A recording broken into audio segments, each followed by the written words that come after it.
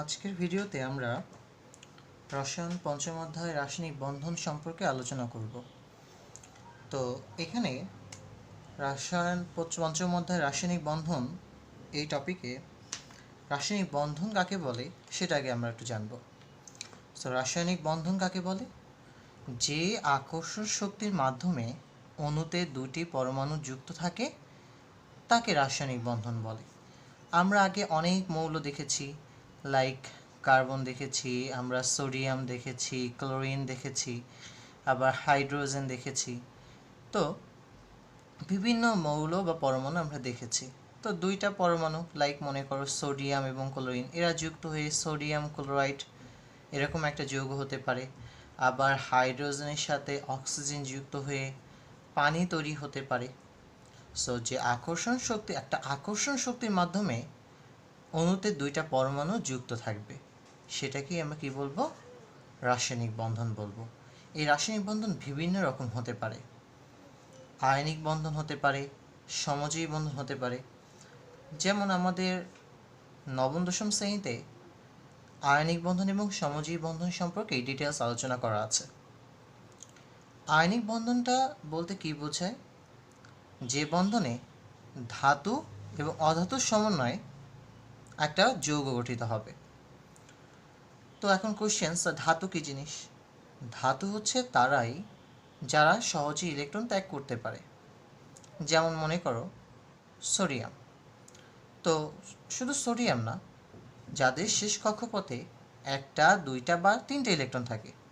So শেষ কক্ষপথে যাদের একটা, দুইটা বা তিনটে ইলেকট্রন থাকবে তাদেরকে আমরা কি বলবো? ধাতু। আর যাদের শেষ কক্ষপথে তিনের অধিক ইলেকট্রন থাকবে তাদেরকে আমরা বলবো অধাতু।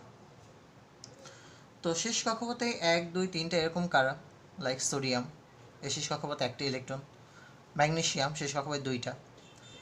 তাহলে এরা কি? এরা হচ্ছে ধাতু। আর অধাতু কারা? যেমন ক্লোরিনের শেষ কক্ষপথে কয়টা ইলেকট্রন? 7টা ইলেকট্রন। তাহলে যেহেতু তিনের অধিক ইলেকট্রন আছে শেষ কক্ষপথে, সুতরাং ওইটাকে আমরা কি বলে থাকি? অধাতু। ধাতু কি করতে পারে? ধাতু ইলেকট্রন ত্যাগ করতে পারে, ধাতু ইলেকট্রন রিলিজ করতে পারে। আর অধাতু কি করতে পারে? অধাতু ইলেকট্রন অ্যাচিভ করতে পারে বা গ্রহণ করতে পারে। তাহলে ধাতু ইলেকট্রন ত্যাগ করবে, লাইক মনে করো সোডিয়াম, তার শেষ কক্ষপথে একটা ইলেকট্রন ত্যাগ করলো, ত্যাগ করে সোডিয়াম আয়নে পরিণত হলো। আর ক্লোরিন, তার শেষ কক্ষপথে কয়টা? 7টা, সে একটা ইলেকট্রন গ্রহণ করলো। সোডিয়ামের তাকিত যে ইলেকট্রন আছে সেটা ক্লোরিন গ্রহণ করে Cl মাইনাসে পরিণত হতে পারে। এইভাবে এটা পজিটিভ চার্জ, এটা নেগেটিভ চার্জে পরিণত হতে পারে। এই পজিটিভ চার্জ এবং নেগেটিভ চার্জ পরস্পরকে আকর্ষণ করতে পারে, আকর্ষণ করে এরা একটা নতুন যৌগ লাইক সোডিয়াম ক্লোরাইড তৈরি করতে পারে। এই ধরনের বন্ধনকে আমরা আয়নিক বন্ধন বলে থাকি। যদি এই আয়নিক বন্ধন সম্পর্কে আমরা সামনে আরও ডিটেলস আলোচনা করব। আরেকটা বন্ধন আছে যেটাকে আমরা বলে থাকি সমযোজী বন্ধন। সো ধাতু অধাতুর সমন্বয়ে যে বন্ধনটা হবে সেটাকে আমরা বলবো আয়নিক বন্ধন, এবং আয়নিক বন্ধনের মাধ্যমে যে নতুন যৌগ পাওয়া যাবে সেটাকে আমরা কি বলবো? আয়নিক যৌগ। আর সমযোজী বন্ধনটা কি? অধাতু এবং অধাতুর সমন্বয়ে হবে, এখানে কোনো ধাতু থাকবে না। অধাতু এবং অধাতুর সমন্বয়ে যে বন্ধনটা হবে সেটাকে আমরা বলে থাকবো সমযোজী বন্ধন। সো অধাতু অধাতুর মধ্যে কিন্তু ইলেকট্রন আদান প্রদান হবে না, কারণ যারা অধাতু তারা ইলেকট্রন দান করতে পারে না। সো এই দুটো অধাতু কী করবে? তারা ইলেকট্রন শেয়ার করবে। ইলেকট্রন শেয়ারের মাধ্যমে এরা সমযোজী বন্ধন তৈরি করবে। কিভাবে? সেটা আমরা সমযোজী বন্ধন সম্পর্কে আলাদা আলোচনা করব। সো সমযোজী বন্ধনের একটা এক্সাম্পল আমি দিচ্ছি, যেমন হাইড্রোজেনও একটা অধাতু, অক্সিজেনও একটা অধাতু। সো এদের সহজ একটা এক্সাম্পল দেওয়া যায় H2O। সহজ একটা এক্সাম্পল দেওয়া যায় H2O। এছাড়া আরও একটা এক্সাম্পল দেওয়া যায় কার্বন অধাতু, হাইড্রোজেন অধাতু। এদের সমন্বয়ে একটা যৌগ আছে CH4 মিথেন। ক্লিয়ার? সো এরা কি? এরা হচ্ছে সমযোজী যৌগ, আর এদের বন্ধনটা কি? সমযোজী বন্ধন। আচ্ছা, এছাড়া আরও কিছু বন্ধন আছে, যেমন সন্নিবেশ সমযোজী বন্ধন, ধাতব বন্ধন। ধাতুসমূহের মধ্যে যে বন্ধন থাকে সেটাকে আমরা বলে থাকি ধাতব বন্ধন। এছাড়াও আছে হাইড্রোজেন বন্ধন। যদিও এই হাইড্রোজেন বন্ধন এবং সন্নিবেশ সমযোজী বন্ধন সম্পর্কে আমাদের বইতে খুব একটা বেশি আলোচনা নেই, তারপরও সন্নিবেশ সমযোজী বন্ধনটা আমরা কিছুটা সামনের আগামী যে সকল ক্লাস আছে সেই সকল ক্লাসে জানব। আর ধাতব বন্ধনটা হচ্ছে ধাতুসমূহের মধ্যে যে বন্ধন থাকে, যেমন একটা ধাতু, একটা সোডিয়ামের একটা ধাতু তোমাকে আমি দিলাম, একটা সোডিয়ামের টুকরা দিলাম। তো সোডিয়ামের একটা টুকরার ভিতর কি একটা সোডিয়ামের পরমাণু থাকে? না, অনেকগুলো সোডিয়ামের পরমাণু থাকে, তাই না? অনেকগুলো সোডিয়াম পরমাণু থাকে। তাহলে নিশ্চয়ই একটা বন্ধনের মাধ্যমে এরা আছে। এই বন্ধনটাকে বলা হয় ধাতব বন্ধন।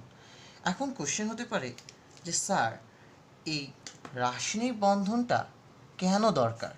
এই রাসায়নিক বন্ধনটা কেন দরকার? ওয়াই? কেন রাসায়নিক বন্ধন গঠিত হয়?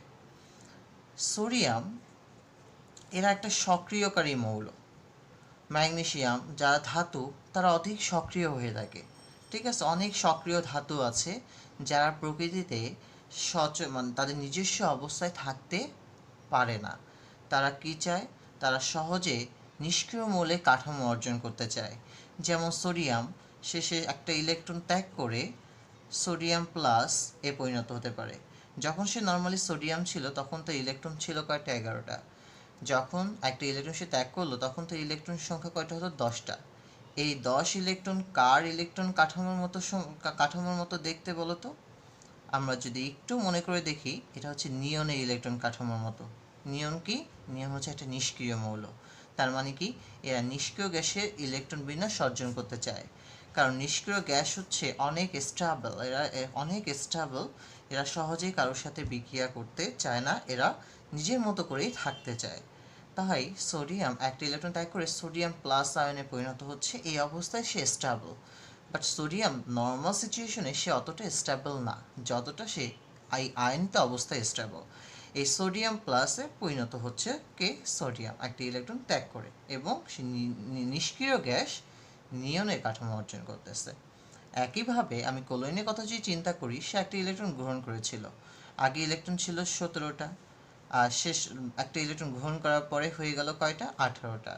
যখন 18টা হয়েছে তখন সে কার ইলেকট্রন কাঠামো অর্জন করছে? একটু মনে করো তো, আর্গনের ইলেকট্রন কাঠামো সে তখন অর্জন করেছে। আর্গনও কি একটা নিষ্ক্রিয় মৌল। ওকে, সো রাসায়নিক বন্ধনের এরা কেন রাসায়নিক বন্ধন গঠন করে? কারণ একটা ন্যূনতম স্থিতিশক্তি তারা অর্জনের কামনা করে। এরা নিষ্ক্রিয় গ্যাসে ইলেকট্রন বিন্যাস অর্জন করতে চায়, এই কারণে রাসায়নিক বন্ধন তারা গঠন করে থাকে। ওকে, এবার দেখো যোজ্যত ইলেকট্রন কাকে বলে। যোজ্যত ইলেকট্রন কি জিনিস? কোনো মৌলের শেষ কক্ষপথে মোট কয়টা ইলেকট্রন আছে? কোনো মৌলের শেষ কক্ষপথে মোট ইলেকট্রন সংখ্যাটাকেই আমরা যোজ্যতা ইলেকট্রন বলবো। যোজ্যতা ইলেকট্রন আর যোজনী কিন্তু একই কথা না। যোজনী বা যোজ্যতা কী জিনিস?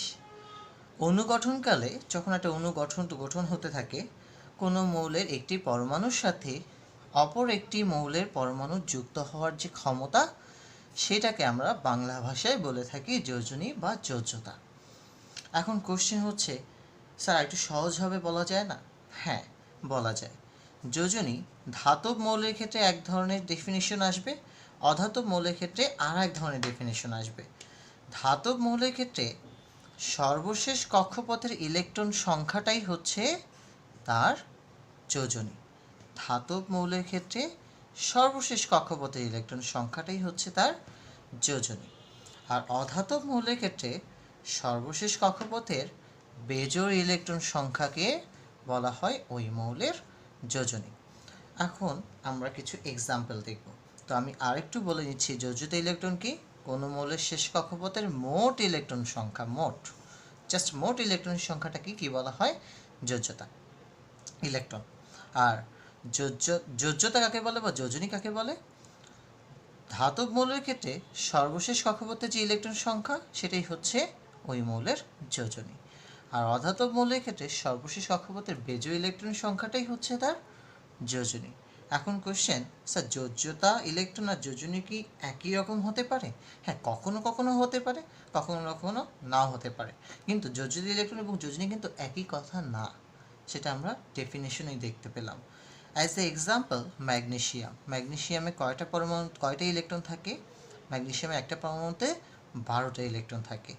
তাহলে আমরা যদি ইলেকট্রনিক কনফিগারেশন করি 1s2, 2s2, 2p6, 3s2, so শেষ কক্ষপথে কয়টা ইলেকট্রন আছে? 2টা ইলেকট্রন আছে। তাহলে যোজ্য ইলেকট্রন কত? 2। যোজনীয় কত? 2। কেন? এটা ম্যাগনেশিয়াম হচ্ছে একটা ধাতু। ম্যাগনেশিয়াম কি ধাতু? তাহলে ধাতব মৌলের শেষ ক্ষেত্রে সর্বশেষ কক্ষপথের ইলেকট্রন সংখ্যা কি? তার যোজনী।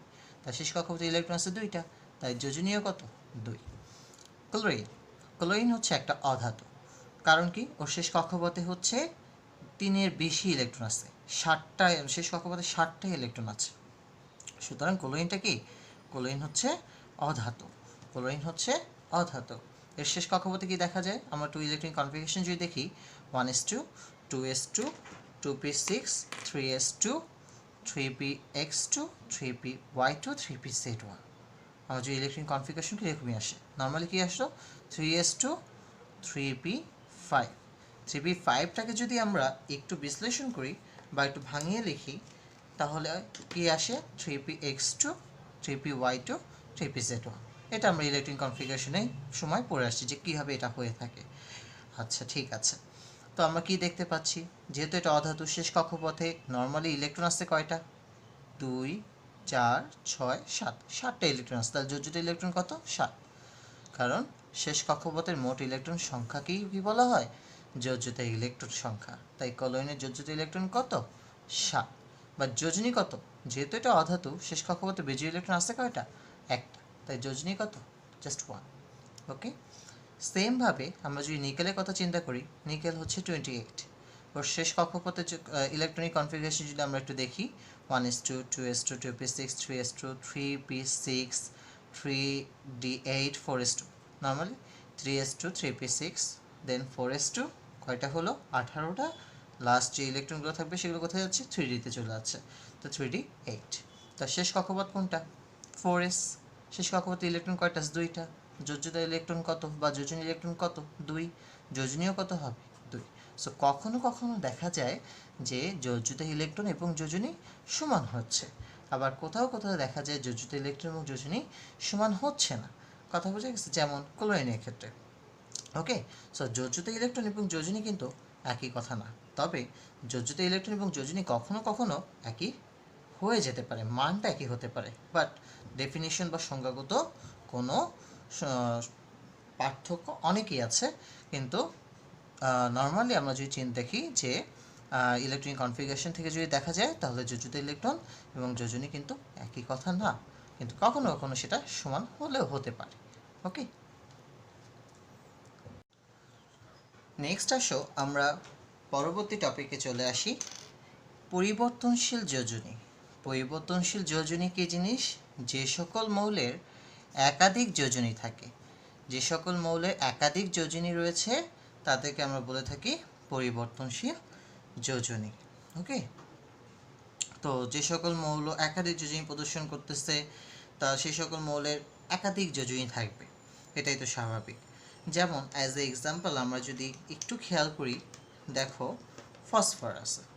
ফসফরাস 15, ওর শেষ কক্ষপথে ইলেকট্রন সংখ্যাটা আমার দেখতে হবে। আমরা ইলেকট্রনিক কনফিগারেশন করি 1s2, 2s2, 2p6, 3s2, 3p3। শেষ কক্ষপথে কয়টা? 3টা।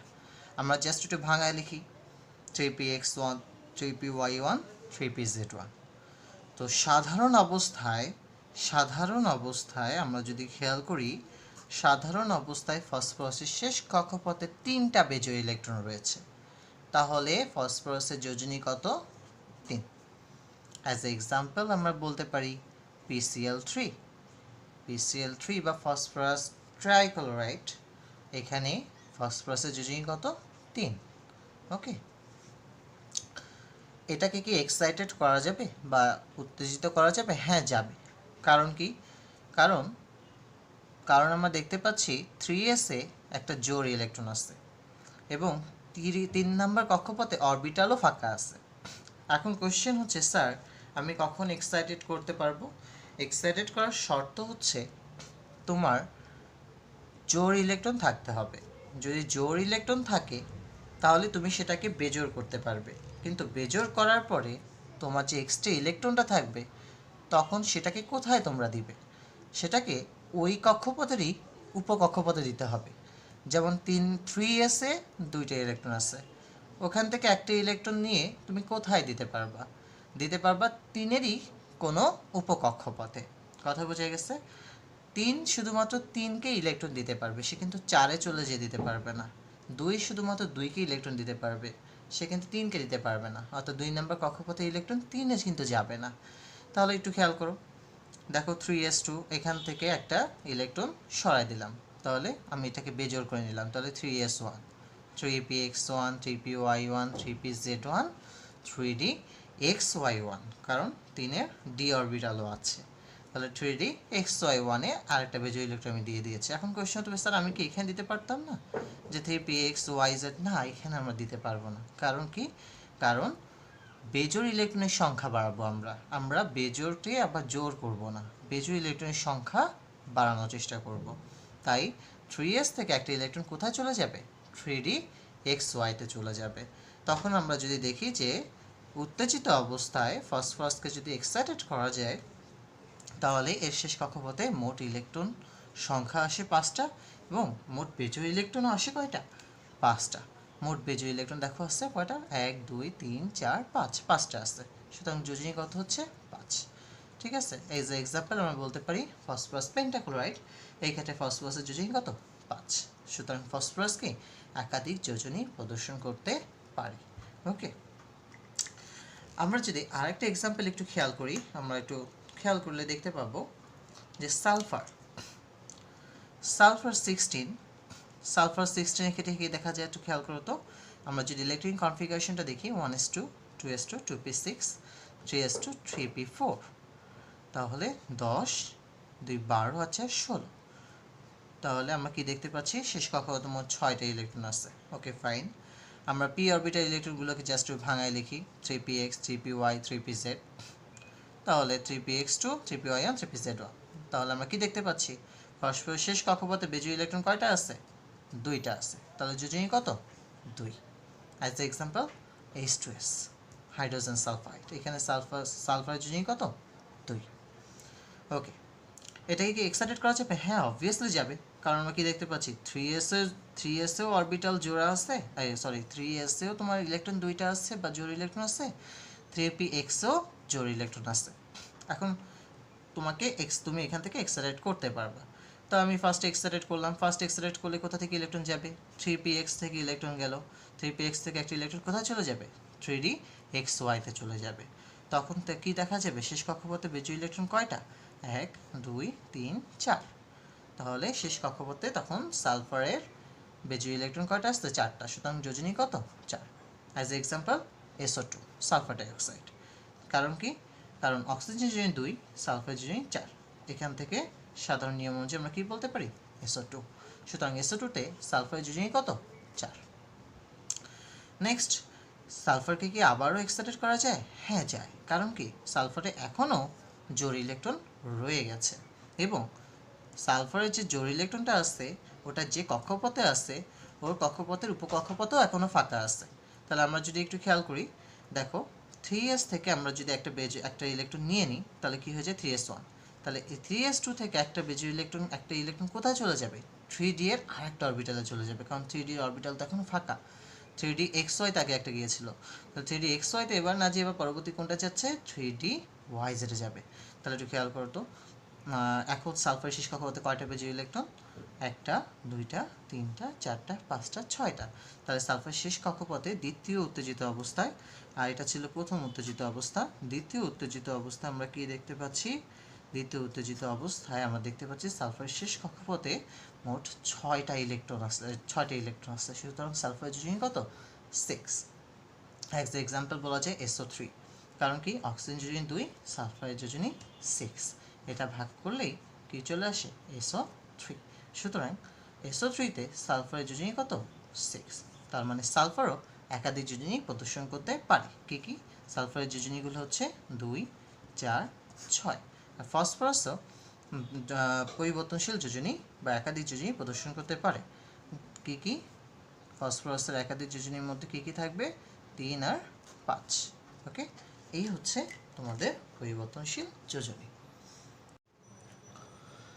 এখন আমরা সক্রিয় যোজনী এবং সুপ্ত যোজনী নিয়ে আলোচনা করব। এটা খুবই গুরুত্বপূর্ণ একটা টপিক, সেটা একটু ভালো করে বোঝার চেষ্টা করবা। খুবই ইজি একটা টপিকস। একটু দেখো সক্রিয় যোজনী কি। সক্রিয় যোজনীটা হচ্ছে অ্যাক্টিভ ভ্যালেন্সি। ভ্যালেন্সি মানে যোজনী, অ্যাক্টিভ মানে সক্রিয়। মানে কি, একটা যৌগে কোনো একটা মৌল কি যোজনী প্রদর্শন করতেছে, ওটাই হচ্ছে তার কার্যকরী বা সক্রিয় যোজনী। কথা বোঝা গেছে? যেমন আমরা তো অনেক একটু আগে দেখেছি SO2, SO2তে সালফারের মূলত যোজনীটা কত? 4। বাট SO3তে কি 4? না, SO3তে তো 6। তাহলে এক একটা যৌগের ক্ষেত্রে কিন্তু একটা মৌলের যোজনী ভ্যারি করতে পারে। সো কোনো যৌগে মৌলের কার্যকরী যোজনীটাকেই সক্রিয় যোজনী বলা হচ্ছে। যেমন SO2তে সালফারের সক্রিয় যোজনী হচ্ছে 4, SO3তে সালফারের সক্রিয় যোজনী হচ্ছে 6, এরকম। আবার H2S এ সালফারের সক্রিয় যোজনী কিন্তু 2। কথা বোঝা গেছে? তো কোনো যৌগে মৌলের কার্যকরী যোজনীকে সক্রিয় যোজনী বলা হচ্ছে। নেক্সট আসো সুপ্ত যোজনী। সুপ্ত যোজনী হচ্ছে সর্বোচ্চ যোজনী থেকে কার্যকরী যোজনী যদি বাদ দিই তাহলে যেটা পাবো সেটাকেই বলা হয় সুপ্ত যোজনী। তাহলে সর্বোচ্চ যোজনী থেকে কার্যকরী যোজনী বাদ দিলে যা পাওয়া যায় তাকে কি বলা হয়? সুপ্ত যোজনী। যেমন অ্যাজ এ এক্সাম্পল আমরা SO2 কথাই চিন্তা করি। SO2তে আমরা দেখতে পাচ্ছি সালফারের কার্যকরী যোজনী কত? কার্যকর যোজনী হচ্ছে 4। সালফারের সর্বোচ্চ যোজনী কত? আমরা একটু আগে পড়ে আসছি সালফারের সর্বোচ্চ যোজনী হচ্ছে 6।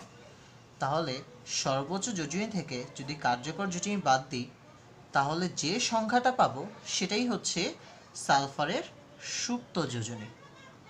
সালফারের সুপ্ত যোজনী। ক্লিয়ার? ওকে, আচ্ছা। তো আমরা একটু এক্সাম্পল দেখি, একটু খেয়াল করি। দেখো কিছু মৌল আছে লাইক কার্বন। কার্বনে কি কি যোজনী হতে পারে? 2 হতে পারে, কার্বনে 4ও হতে পারে। ফসফরাসে কি হতে পারে? 3 হতে পারে, 5ও হতে পারে। সালফারের 2, 4, 6 তিনটেই হতে পারে। আয়রনে কি হতে পারে? 2 হতে পারে, 3 হতে পারে। কপারে কি হতে পারে? 1 এবং 2 হতে পারে। Okay, as the example FeCl2। FeCl2তে ক্লোরিনের কোয়েশ্চেন, ক্লোরিনের সুপ্ত যোজনী কত? তাহলে ক্লোরিনের কার্যকর যোজনী কত সেটা আগে আমাকে একটু চিন্তা করতে হবে এখানে। কথা বোঝা গেছে? তাহলে ক্লোরিনের কার্যকর যোজনী কত? এখানে তো ক্লোরিনের কার্যকর যোজনী 1, সরি এখানে কত? 1, কার্যকর যোজনী হচ্ছে 1। ক্লোরিনের সর্বোচ্চ যোজনী কত? একটা জিনিস খেয়াল করো, ও না সরি ক্লোরিন না, আমাকে আয়রনেরটা বের করতে হবে, সরি আয়রনেরটা বের করতে হবে। তাহলে আয়রনের সুপ্ত যোজনী কত সেটা বের করতে বলেছে। তাহলে কার্যকর যোজনী কত এখানে? আয়রনের কার্যকর যোজনী হচ্ছে 2। এই যে যোজনী হচ্ছে 2। সুপ্ত যোজনী কত সেটা বের করতে হবে। সুপ্ত যোজনী বের করার নিয়ম কি? সর্বোচ্চ যোজনী থেকে কার্যকর যোজনীটা বাদ দিতে হবে। তাহলে আয়রনের সর্বোচ্চ যোজনী কত? 3। তাহলে 3 থেকে কি বাদ দেব? কার্যকরী যোজনীটা। তাহলে আয়রনের কার্যকর যোজনী কত এখানে? 2। তাহলে 3 - 2 কত আসবে? 1। তাহলে FeCl2 এই যৌগে আয়রনের সুপ্ত যোজনী হচ্ছে 1। ক্লিয়ার? PCl3। PCl3 ক্ষেত্রে আমাকে বের করতে হবে ফসফরাসের সুপ্ত যোজনী কত। ফসফরাসের সুপ্ত যোজনী কত? তাহলে এই যৌগে ফসফরাসের কার্যকর যোজনী কত? 3, দেখাই যাচ্ছে 3। তাহলে সুপ্ত যোজনী কত হবে? ফসফরাসের সর্বোচ্চ যোজনী কত? 5। সেখান থেকে কি বাদ দিতে হবে? কার্যকর যোজনী বাদ দিতে হবে। তাহলে 5 থেকে 3 কে বাদ দিলে কত থাকে? 2। তাহলে PCl3 যৌগে ফসফরাসের সুপ্ত যোজনী হচ্ছে 2। Last example PCl5। তোমরা অলরেডি অলমোস্ট বুঝতে পেরেছো হয়তো যে সুপ্ত যোজনী এবং সক্রিয় যোজনী কী। তো দেখো সুপ্ত যোজনী PCl5 এর ক্ষেত্রে ফসফরাসের সুপ্ত যোজনী বের করতে হবে। তাহলে PCl5 এ ফসফরাসের কার্যকর যোজনী কত? 5। সুপ্ত যোজনী কী হবে? সর্বোচ্চ যোজনী থেকে কার্যকর যোজনী বাদ দিতে হবে। তাহলে ফসফরাসের সর্বোচ্চ যোজনী কত? 5। এখানে কার্যকর যোজনী কত? সেটাও 5। তাহলে 5 - 5, তাহলে সুপ্ত যোজনী কত হচ্ছে? 0। এই হচ্ছে তোমার সুপ্ত যোজনী এবং সক্রিয় যোজনী। এটা খুবই ইম্পর্টেন্ট টপিক, এটা একটু ভালো করে কয়েকবার প্র্যাকটিস করলে খুব ইজি হয়ে যাবে। আমাদের পরবর্তী টপিক হলো যৌগমূলক। যৌগমূলক জিনিসটা কি? একাধিক মৌলের কিছু বা কতিপয় পরমাণু বা আয়ন পরস্পরের সাথে মিলিত হয় এবং ধনাত্মক বা ঋণাত্মক আধান বিশিষ্ট একটা পরমাণু গুচ্ছ তৈরি করে, যা একটি মৌলের ন্যায় আচরণ করে। এ ধরনের পরমাণু গুচ্ছকে যৌগমূলক বলা হয়। যেমন একটা মৌল অক্সিজেন, অক্সিজেন একটা পরমাণু, আর একটা মৌল হাইড্রোজেন, হাইড্রোজেন একটা পরমাণু। এই দুটো পরমাণু গুচ্ছ একত্রিত হয়ে ধনাত্মক বা ঋণাত্মক আধান বিশিষ্ট একটা পরমাণু গুচ্ছ তৈরি করতেছে, যা একটা সিঙ্গেল আয়নের ন্যায় আচরণ করতেছে। এই ধরনের পরমাণু গুচ্ছকে বলা হয় যৌগমূলক। যেমন এই যৌগমূলকটার নাম হচ্ছে হাইড্রোক্সিল মূলক। কি মূলক? হাইড্রোক্সিল মূলক। আচ্ছা, ভালো কথা। তাহলে যৌগমূলক কি? একাধিক মৌল থাকবে, একাধিক মৌলে কিছু পরমাণু বা আয়ন এরা পরস্পরের সাথে মিলিত হবে এবং ধনাত্মক বা ঋণাত্মক আধান বিশিষ্ট হয়ে একটা পরমাণু গুচ্ছ তৈরি করবে, যা একটা মৌলের ন্যায় আচরণ করবে। এ ধরনের পরমাণু গুচ্ছকে যৌগমূলক বলে। এদের আধান বা চার্জ, যেমন OH minus hydroxyl ion, hydroxyl আয়নের চার্জ কত? -1। তাহলে এদের আধান বা চার্জের যে সংখ্যাটা অর্থাৎ -1 যেটা, ওই 1টাই হচ্ছে এদের যোজনী। অর্থাৎ হাইড্রোক্সিলের যোজনী কত? হাইড্রোক্সিলের যোজনী হবে 1, কারণ যোজনী আমরা জানি এটা প্লাস মাইনাস হয় না, জারণ সংখ্যা প্লাস মাইনাস হতে পারে। কতিপয় যৌগমূলক আমি এখানে দিয়েছি, লাইক অ্যামোনিয়াম যৌগমূলক, ammonium ion, carbonate CO3 2-, hydrogen carbonate HCO3-, sulphate SO4 2-, sulphate SO3 2-, nitrate NO3-, nitrate NO2-, phosphate PO4 3-। এখন একটা কোশ্চেন আসে যে স্যার, আমরা না অ্যামোনিয়ামে NH4টা মনে রাখতে পারতেছি, বাট উপরে +1 না -1 না +2, এটা আমরা কীভাবে মনে রাখবো? এটাকে মুখস্থ করব? না, মুখস্থ করার খুব একটা প্রয়োজন নেই। নর্মালি তোমরা প্র্যাকটিস করতে করতে এমনিতেই পেরে যাবা। তারপর একটা সহজ একটা টেকনিকলি, ধরো অ্যামোনিয়াম NH4, এখন তোমার মনে নেই উপরে প্লাস হবে না মাইনাস হবে। এখন প্লাস বা মাইনাস যেটাই হোক, সংখ্যাটা কত হবে? কথা বুঝে গেছে? এটা কীভাবে বের করা যায়? সো আমরা বেসিকে যে জারণ সংখ্যা সম্পর্কে আলোচনা করে আসছিলাম অনেক আগে, সো এই জারণ সংখ্যাটা আমাদের বের করতে হবে। সো ধরো NH4 এর জারণ সংখ্যা বের করতে হবে। NH4 এর জারণ সংখ্যা আমরা জানি না, কথা বুঝে গেছে? তখন আমরা কি করব? তো আমরা একটু খেয়াল করি, নাইট্রোজেন এবং হাইড্রোজেন, এদের এই দুটো পরমাণুর মধ্যে বা মৌলের মধ্যে একটা জারণ সংখ্যা হবে প্লাস আর একটা জারণ সংখ্যা হবে মাইনাস। এখন কোশ্চেন হচ্ছে স্যার আমি বের করবো কীভাবে কোনটা প্লাসের হবে কোনটা মাইনাসের হবে?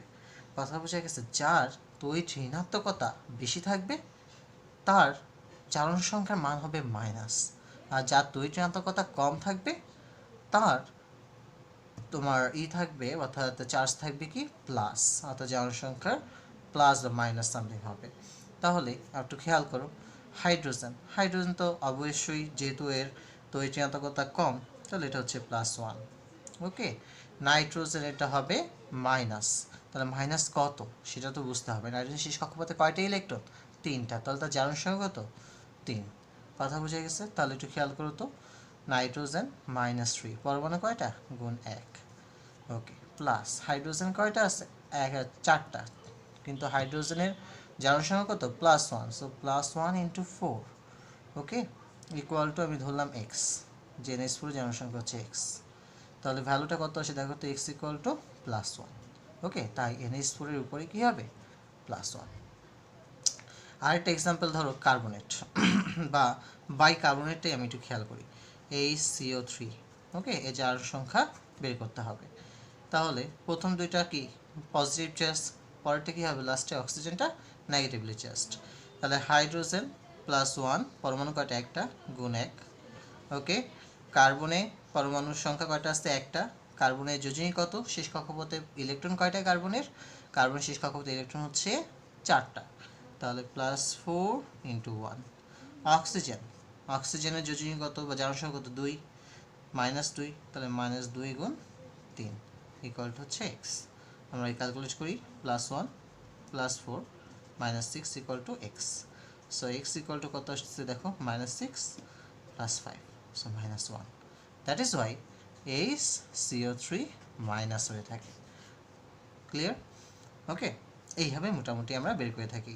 যেমন SO3, SO4 2 minus, SO4 2 minus, এই ক্ষেত্রেও আমরা কি বের করব, জাস্ট আমরা যোজনীটা বের করব, জারণ সংখ্যাটা বের করব। SO4 এর টোটাল যৌগটার জারণ সংখ্যা কত, জারণ সংখ্যা ভ্যালুটা যা হবে এখানে আয়নটাই তাই হবে। এখন একটা কোশ্চেন আছে যে স্যার SO4 আর SO3 দুই ক্ষেত্রেই এক্স এর ভ্যালু সমান আসে কী করে? হ্যাঁ, এখানে সমান আসার কারণ হচ্ছে সালফারের ভিন্নধর্মী যোজনী প্রদর্শন করা। সালফারের ভিন্নধর্মী যোজনী প্রদর্শন করার কারণেই এখানে এক্স এর ভ্যালুটা ভিন্ন ভিন্ন আসবে। কথা বুঝে গেছে? যেমন এইখানে সালফারের যোজনী যেটা হবে, এইখানে সালফারের যোজনী কিন্তু সেটা হবে না। কথা বুঝে গেছে? তো সেই অনুযায়ী কিন্তু ভ্যালুটা ওখানে আসবে। কথা বুঝে গেছে? ওকে, তো আমরা যদি PO4 3 মাইনাস এটার কথা একটু চিন্তা করি, PO4 3 মাইনাস এটা কীভাবে হলো, তাহলে PO4 = x। কথা বুঝে গেছে? একটু খেয়াল করো তো, ফসফরাস আর অক্সিজেন আছে, তাহলে ফসফরাসের তোমার শেষ কক্ষপথে ইলেকট্রন কয়টা আছে, শেষ কক্ষপথে ইলেকট্রনটা তোমার 5টা, কয়টা? 5টা, একটু ভালো করে খেয়াল করো, 5টা। আবার যোজনী কত হতে পারে, 3ও হতে পারে, কিন্তু দুইটাই হতে পারে। আর অক্সিজেন যার মান কত, -2। ওকে, তাহলে একটু খেয়াল করো তো, -2 × 4, ওকে, কত আসে এটা, এটা আসবে 8। আর ফসফরাস শেষ কক্ষপথে কয়টা আছে, 5টা ইলেকট্রন আছে, তাহলে 5 + 5 × 1, তাহলে এটা হিসাব করো তো, +5 - 8 = কত, x, অর্থাৎ x = কত, -3। ওকে, তাহলে -3 আসছে, that is why PO4 3 minus. Okay, এইভাবে মোটামুটি আমরা হিসাব করে আসতে পারি। এইভাবে SO4, SO3, even NO3 minus, NO2 minus, CO3 2 minus, এই সকল যৌগমূলকের আধান বা চার্জের মান অ্যাকচুয়ালি কত হবে সেটা আমরা সহজেই বের করতে পারবো জারণ সংখ্যা বের করার মাধ্যমে। ওকে।